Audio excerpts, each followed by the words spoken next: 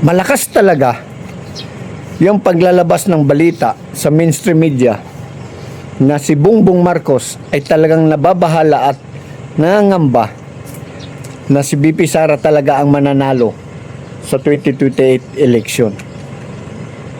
Kaya kinakabahan na siya. Hindi na makatulog yarn. Kabado na yarn.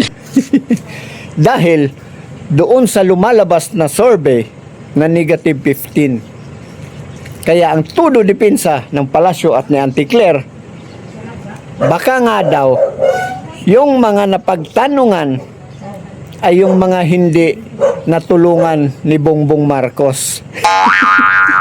Auntie Claire, alam mo ba yung survey? Yung survey, yung random na pagtatanong sa mga tao. Alam nga naman, sinong tatanungin? Ito, si Iskol Bukol. Na hindi alam kung ano ang ibig sabihin ng forthwith. Sino pa? Ito, si Luistro, na pulang-pula yung nguso. Akala mo'y kuhol na nangingitlog. Dahil kay speaker umulan ng biyaya, ganon. Siyempre, sasabihin niya ng positive tungkol sa Pangulo. Ano ka ba? At sino pa?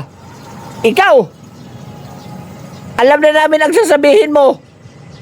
Kung ikaw ang interviewin, sasabihin mo, hindi na natutulog ang Pangulo sa kakatrabaho, hindi katulad nung nakaraang administrasyon, hindi katulad ng Vice Presidente na nagbabakasyon. Yun lang ang sasabihin mo.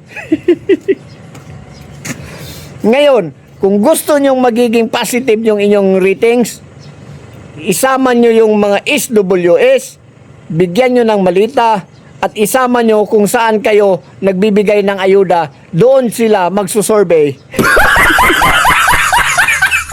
Huwag kang gamol.